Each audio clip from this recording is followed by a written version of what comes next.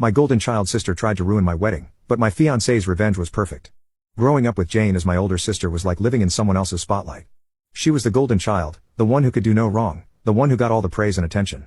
From as early as I can remember, everything in our family revolved around her. Jane was the straightest student, the star athlete, and even the student council president. Every report card, every sports trophy, and every school event seemed to be another reason for my parents to gush about how amazing she was. Me? I was just her younger sister. I existed in her shadow, barely noticed except when someone needed a comparison to highlight Jane's brilliance.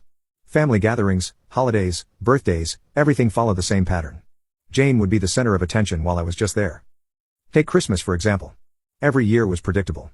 Jane got the best gifts, original Lego sets, cool gadgets, or the latest toys that every kid wanted.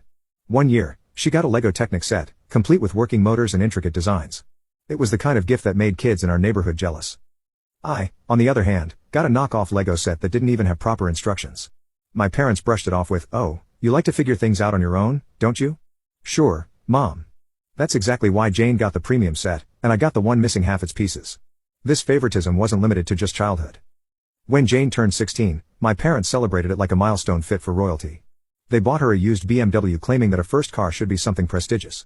It was an old model, sure, but it was still a BMW. I'll never forget how proud they looked handing her the keys, like they had just secured her ticket to greatness. When I turned 16, I didn't expect the same treatment, but I also didn't expect to get Dad's old Ford.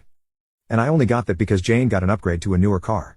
By the time I was a teenager, I'd come to accept my role in the family hierarchy. Jane was destined for greatness, while I was just the afterthought. My parents didn't say it outright, but their actions screamed it. Jane was always working so hard or under so much pressure that her mistakes were excused. When she failed a test, it was because she was exhausted from her extracurriculars. When she crashed Dad's car, it was because she was stressed after breaking up with her boyfriend. Meanwhile, when I achieved something, like winning a school competition, it was downplayed. "The questions must have been easy this year," Mom once said with a shrug. Jane's success didn't stop at high school. After graduation, she went to a fancy business school funded by my parents and some help from Adam's dad. It was a private institution with small class sizes, networking opportunities, and all the resources she could ever need. My parents called it an investment in her future. Me? I got into logistics on a scholarship. My parents didn't offer to help, and I didn't ask. I knew better by then. While Jane partied at student events and joined fancy clubs, I was working nights unloading trucks to make ends meet. I remember coming home exhausted, only to hear Mom on the phone bragging about Jane's brilliant ideas, or how she was already networking with potential business partners. No one asked about my classes or how I was juggling school and work. They didn't even know I had landed a scholarship. The pattern continued at every family gathering. No matter what I was doing, the conversation always circled back to Jane. It was like a broken record. Jane's grades, Jane's plans, Jane's bright future. Even when I started working after graduation, climbing the ranks in my company, it didn't seem to matter.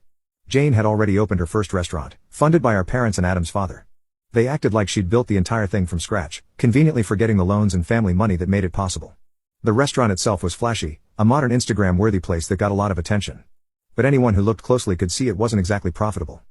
Without Adam's dad's distribution contracts, it probably wouldn't have lasted a year. Still, that didn't stop my parents from calling her a genius entrepreneur. They even threw her a huge party to celebrate the grand opening, complete with speeches about how proud they were. I wasn't invited to speak at the party, of course. I just stood in the corner watching everyone toast to Jane's brilliance. It didn't matter that I'd worked my way up from a junior manager to a regional director at an international logistics company. To them, I was still just Jane's little brother, the one who would never measure up. Things reached a breaking point when Jane married Adam. Adam came from a wealthy, influential family. His dad owned a major distribution network, and his mom was heavily involved in charity events and social circles.